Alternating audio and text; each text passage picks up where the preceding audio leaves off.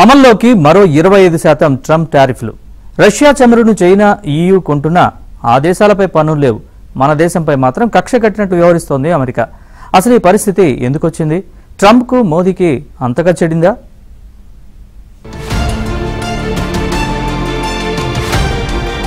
Russia నుంచి చమురు కొనుగోలు, ఇతర వ్యాపార కార్యకలాపాలు చేస్తూ ఉండటంతో 25% పెనాల్టీతో కలిపి విధించిన 50% టారిఫ్ల అమలు కానున్నాయి. రష్యాపై ఆర్థిక ఒత్తిడి తీసుకురావడానికి యుక్రెయిన్తో యుద్ధం ఆపించేందుకు భారత్పై ట్రంప్ సెకండరీ టారిఫ్లు విధించినట్లు పేర్కొన్నారు. ఈ యుద్ధం మొదలైనప్పటి నుంచి రష్యా చౌకముడి చమురును భారత్ ఎక్కువగా దిగుమతి చేసుకోవడంతో భారత్, అమెరికా మధ్య సంబంధాలు దెబ్బతిన్నాయి. అదనపు సుంకాలు తప్పవని అమెరికా హెచ్చరించినా భారత్ పట్టించుకోలేదు. దీంతో ట్రంప్ రంగంలోకి దిగి 50% సుంకాలు వేశారు. రష్యా నుంచి చమురు కొనుగోలు చేయడం వల్ల ఉక్రెయిన్పై యుద్ధానికి రష్యాకు నిధులు సమకూరుతాయనేది అమెరికా ఆరోపణ. అయితే దీన్ని భారత్ తప్పుపడుతోంది. ప్రపంచంలో ఎక్కడ చౌకగా దొరికితే అక్కడే పెట్రో ఉత్పత్తులు కొనుగోలు చేస్తామని స్పష్టం చేసింది భారత్.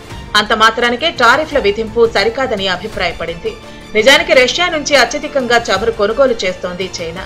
యూరోపియన్ యూనియన్ దేశాలు సైతం ఆయిల్ కొంటున్నాయి. అయితే పన్నులు ఆ దేశాలపై వేయకుండా మన దేశంపైనే వేస్తోంది అమెరికా. గతంలో చైనాపై టారిఫ్లు వేయడంతో ఆ దేశం అత్యంత అరుదైన ఖనిజాల ఎక్స్పోర్ట్ ను ఆపేసింది. దీంతో అమెరికా వెనక్కి తగ్గి సుంకాల అమలును సస్పెండ్ చేసింది.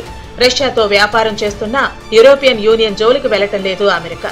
బైడెన్ అమెరికా అధ్యక్షునిగా ఉన్నప్పుడు సైతం రష్యా నుంచి భారత్ చమురు కొనుగోలు చేసింది.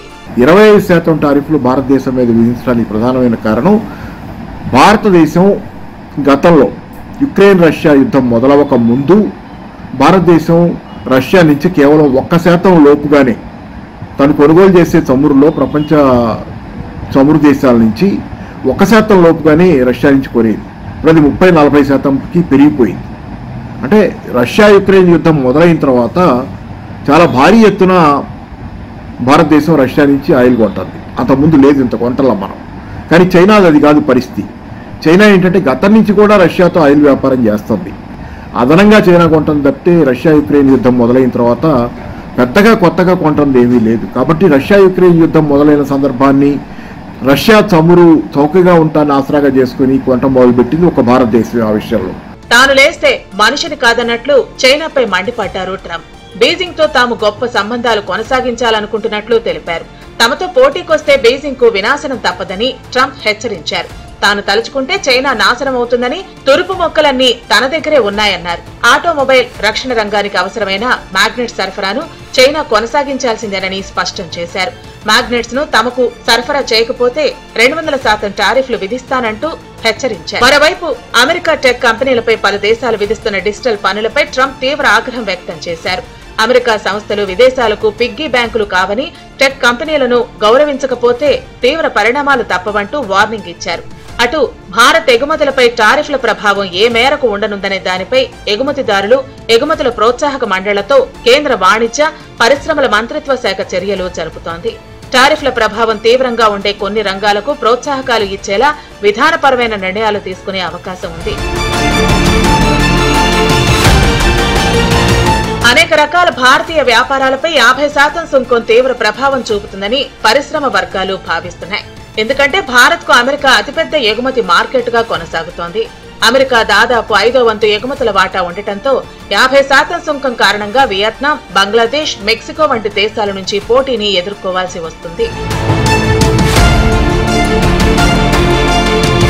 ట్రంప్ ఇప్పటికే ప్రకటించిన టారిఫ్ కారణంగా టెక్స్టైల్స్, ఫ్యాషన్ రంగంలో ఆర్డర్లు ఆగిపోయాయని, బదులుగా ఇతర ఆసియా దేశాల ఎగుమతిదారులకు మళ్లాయని పరిశ్రమ వర్గాలు చెబుతున్నాయి. ఏటా $9.2 బిలియన్ విలువైన ఎగుమతులు నిర్వహించే రత్నాభరణాల పరిశ్రమలోనూ సరఫరా ఆగిపోయింది. ఇది ఈ రంగంలోని ఉపాధిపై తీవ్ర ప్రభావం పడుతుంది. అధిక ఖర్చుల కారణంగా ఆటో విడిభాగాలు, మెడిసిన్, ఎలక్ట్రానిక్స్ రంగాలు మార్జిన్ ఒత్తిడిని ఎదుర్కొంటున్నాయి. ఉత్పత్తితో సగానికి పైగా అమెరికాకు పంపే రొయ్యల ఎగుమతిదారులు అధిక సుంకాలు అమలైతే తీవ్ర నష్టాలు తప్పవని, ఆర్డర్లు రద్దవుతాయని భయపడుతున్నారు. తాజా సుంకాల వల్ల అధిక సుంకాలతో ఇంజనీరింగ్ వస్తువులు, లెదర్, వినియోగ వస్తువుల ఎగుమతులు ఎక్కువ దెబ్బతింటాయని భావిస్తున్నారు. అమెరికాకు భారత్ చేసే ఎగుమతులు 40 నుంచి 50% తగ్గవచ్చంటున్నారు విశ్లేషకులు. సుంకాలు ఇలాగే కొనసాగితే 2025-26లో వృద్ధి అంచనా కంటే 0.2 నుంచి 0.4% తక్కువగా నమోదు కావచ్చు. విదేశీ పెట్టుబడులు ప్రభావితం కావచ్చు.